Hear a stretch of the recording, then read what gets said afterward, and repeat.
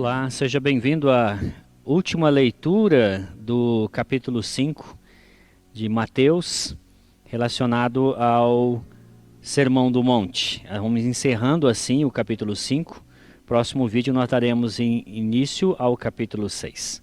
Vamos ler os versos 33 ao verso 48.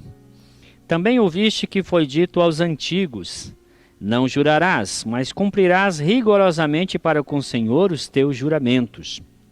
Eu, porém, vos digo: de modo algum jureis, nem pelo céu, por ser o trono de Deus, nem pela terra, por ser estrado de seus pés, nem por Jerusalém, por ser cidade do grande rei, nem jureis pela tua cabeça, porque não podes tornar um cabelo branco ou preto. Seja, porém, a tua palavra sim, sim, não, não. O que disto passar vem do maligno. Ouviste que foi dito olho por olho, dente por dente. Eu, porém, vos digo: não resistais ao perverso, mas a qualquer que te ferir na face direita, volta-lhe também a outra. E ao que te demandar contigo e tirar-te a túnica, deixa-lhe também a capa. Se alguém te obrigar a andar 1 milha, vai com ele 2. Dá a quem te pede e não voltes as costas para o que deseja que lhe emprestes. Ouviste que foi dito: amarás o teu próximo e odiarás o teu inimigo. Eu, porém, vos digo: amai os vossos inimigos e orai pelos que vos perseguem, para que vos torneis filhos do vosso Pai Celeste, porque ele faz nascer o seu sol sobre bons e vir chuvas sobre maus e bons, e vir chuvas sobre justos e injustos. Porque se amardes os que vos amam, que recompensa tendes? Não fazem os publicanos também o mesmo? E se saudardes somente aos vossos irmãos, que fazeis demais? Não fazem os gentios também o mesmo? Portanto, sede vós perfeitos, como perfeito é o vosso Pai Celeste. Jesus está dando um fechamento às considerações que ele faz à lei de Moisés. E depois de ter falado sobre o 6º e o 7º mandamento e a questão relacionada ao divórcio, Jesus aprofunda o seu discurso. E a intenção dele é deixar claro como um discípulo pode exceder na sua prática de justiça a prática dos escribas e fariseus. Então o verso 20, ele é o referencial aqui para a interpretação de todo o restante do capítulo 5, dos versos 21 a 48. Então, como é que ele excede? Jesus já explicou em relação, ilustrando, evidentemente, o mandamento de número 6, não matarás, e o mandamento de número 7, não adulterarás, e em relação à questão do divórcio também. Agora, Jesus introduz uma questão que é chamada a questão dos juramentos. Não havia um mandamento específico sobre juramento, havia uma proibição de que se lançasse mão desta prática, porque ela trazia consigo grande responsabilidade. O sábio em Eclesiastes capítulo 5 diz: olha, guarda o teu pé quando entrar na casa do Senhor e não saia falando coisas, prometendo coisas que você não pode cumprir, porque Deus não aceita palavras de tolo. Deus tem verdadeira ojeriza a promessas que se faz sem a intenção de se cumprir. Então, em relação aos juramentos, Jesus está dizendo aos discípulos que eles são desnecessários. Um discípulo, ele não precisa empenhar um juramento para confirmar a sua fala. Ele não precisa, por exemplo, falar assim: juro por Deus, ou juro pelos céus, juro pelo altar. Basta que ele fale e as pessoas deverão crer no que ele fala, porque ele tem um compromisso com a verdade. Conta-se uma história que um dia um monge chegou diante de Tomás de Aquino, que estava estudando, e olhou pela janela e falou assim: olha, uma vaca está voando. Tomás de Aquino deixou o seu lugar de estudo, foi até a janela e viu que não havia nada. Voltou para o seu lugar de estudo e o monge começou a rir dele e dizer: você acredita que uma vaca possa voar? Tomás de Aquino disse: eu prefiro acreditar que uma vaca possa voar do que um cristão genuíno venha a mentir. Então eu creio que ele entendeu aí exatamente isso. O compromisso do cristão com a verdade, do verdadeiro discípulo, torna a questão do juramento desnecessário. Acontece que os escribas e fariseus, eles tinham um esquema bem elaborado, sutil, de maneira a inserir os juramentos em suas falas contínuas. E eles estavam constantemente jurando pelo altar, pela oferta, pelo santuário. Aí eles diziam, tal juramento é obrigado a cumprir, tal não, e assim por diante. O que eles faziam era jurar por tudo que era santo para contornar a transgressão ao terceiro mandamento, que é tomar o nome de Deus em vão. E Jesus está dizendo, esta prática é desnecessária. O cristão genuíno não precisa jurar nada, porque a verdade deve sair da sua boca constantemente. O sim é sim, o não é não. É claro que o juramento, em termos de um processo legal, em um tribunal, não está em questão aqui.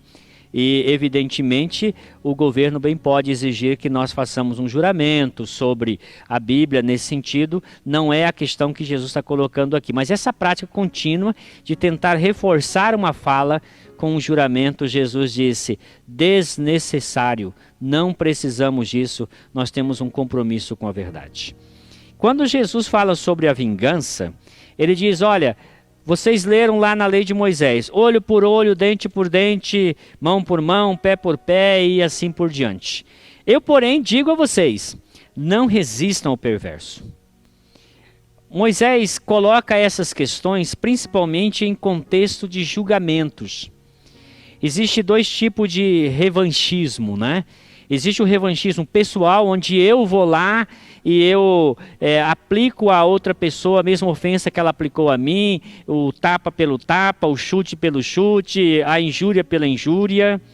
Mas o contexto em que esta palavra é dito olho por olho, dente por dente, na literatura do Pentateuco, é no contexto de julgamento, que é a segunda instância. Ou seja, ao invés de eu ir lá e buscar a justiça por minha própria mão, existem os mecanismos legais. E nisso Jesus não está questionando. O que ele está questionando é ir à forra, ir lá e dar para o outro a mesma paga daquilo que ele me deu. Jesus disse, não, de maneira nenhuma. Bateram-lhe uma face, oferece a outra. É figurado, evidentemente, dizendo que, ao invés de você estar agindo da mesma maneira, faz diferente.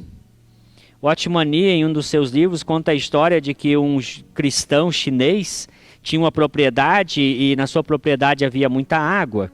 E os vizinhos não cristãos estavam roubando a água dele. E ele percebeu isso, então o que ele fez? Ele foi lá e ao invés de fechar os caminhos, os encanamentos que os vizinhos estavam fazendo para roubar a água, ele propositalmente cedeu a água para os vizinhos. Ele foi lá e disse, não precisam fazer isso, eu vou ceder a vocês. Isso é dar a outra face. Isso é agir em bondade com aqueles que agem de maneira maldosa conosco. E nesse sentido, então, a retribuição do cristão é dar o bem em paga ao mal. É isso que Paulo diz, não resistam ao mal, mas vença o mal com o bem. E Jesus usa três parábolas, três metáforas aqui. Primeiro é a metáfora de oferecer a outra face. A segunda metáfora é a metáfora da túnica. Se alguém demanda uma túnica sua, não dê só a túnica, dê também a sua capa. Se alguém obriga você a andar uma milha, como que colocando sobre você uma necessidade dela, que não é uma obrigação sua, vai além, vai duas, exceda. É nesse sentido, então, que o discípulo excede na sua prática de justiça a justiça dos escribas e dos fariseus. E por fim ele encerra no versículo 42 dizendo, olha, ao invés de ficar emprestando, dê. Porque quem empresta vai ficar cobrando. Ele diz, se você der, você já livra ele de te dar de volta e você está fazendo um bem de uma maneira toda especial a alguém que realmente necessita. Nos versículos 43 até o 48, Jesus introduz uma fala que é realmente bastante radical. Aqui nós lemos que Jesus disse para eles assim: ouviste que foi dito, amarás o teu próximo e odiarás o teu inimigo. É importante salientar aqui que amar o próximo é um mandamento da lei. Não está no decálogo, e o Senhor fala através de Moisés que é um mandamento dele que as pessoas sejam amadas, que você ame o seu próximo. No entanto, esta fala, odiarás o teu inimigo, não está na lei de Moisés. Esta fala é uma adição feita pelos rabinos, feita pelos comentaristas. E o que eles fazem? Eles fazem uma interpretação. Deus disse a Israel que deveriam agir contra os inimigos deles na terra de Canaã. Então eles entendem que, assim como Israel agia contra os inimigos, eles também têm que ser inimigos dos inimigos de Deus. E eles se valiam também dos salmos imprecatórios, onde o salmista falava às vezes, eu odeio aqueles que te odeiam, e assim por diante. Não há um mandamento para odiar o inimigo. Eles literalmente colocaram esta fala, essa interpretação em um pé de igualdade com o grande mandamento de amar o próximo. Jesus repudia completamente isso e diz, eu porém vos digo, amem os vossos inimigos e orem pelos que vos perseguem, para que vocês se tornem semelhantes ao vosso Pai Celestial. Deus é o padrão da bondade que Jesus apresenta. Porque Deus, ele faz o sol dele nascer sobre justos e injustos e faz a sua chuva cair na terra do que é bom e na terra do que é mal. Ele age nesse sentido sem nenhuma discriminação. A bondade de Deus, ela é democratizada, não levando em consideração se é um justo ou injusto, um bom ou um mal. E assim o Senhor quer que nós tenhamos essa atitude do coração de Deus, de amar as pessoas porque Deus as ama, de amá-las porque elas são amáveis, são dignas de amor, e não fiquemos hostilizando e buscando inimigos. O discípulo, se ele tiver amigo, é porque essas pessoas se tornaram inimigas delas, não porque elas fizeram das pessoas seus inimigos.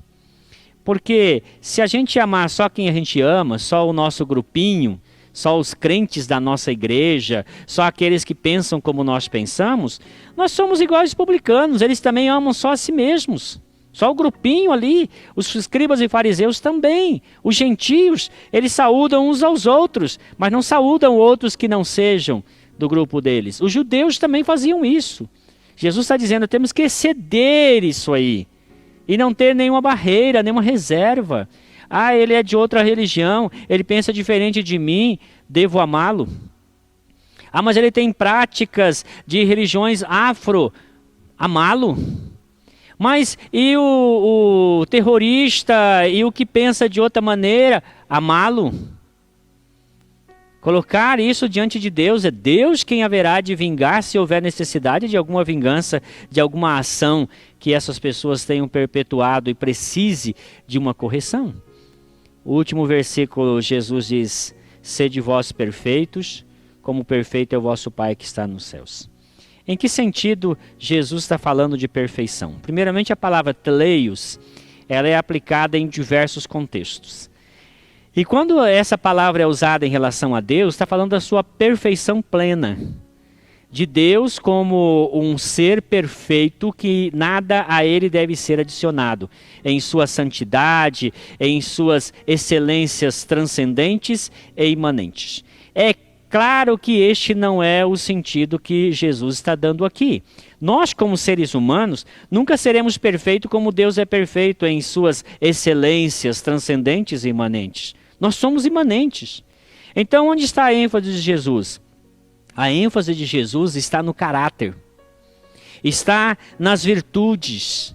Nós seremos perfeitos como perfeito é o Pai Celestial quando nós formos misericordiosos como Deus é misericordioso. Bom como Deus é bom. Justo como Deus é justo, e termos esta abertura de coração como Deus tem, essa abertura para o diálogo, para entender a realidade das pessoas, amar e perdoar constantemente. Então, essa perfeição que ele fala aqui é a nossa participação na natureza divina em relação às suas virtudes, ao caráter de Deus que nós podemos partilhar por meio do Espírito Santo. Ao terminar, então, nesse sentido, Jesus termina em um elevado nível, dizendo: o discípulo é alguém que quer ser igual a Deus, quer ser semelhante a Deus. E nós vamos nos assemelhar a Deus na medida em que também nós formos assemelhados a Cristo, pois Ele é a imagem exata de Deus o Pai. Assim que Deus abençoe também sua vida.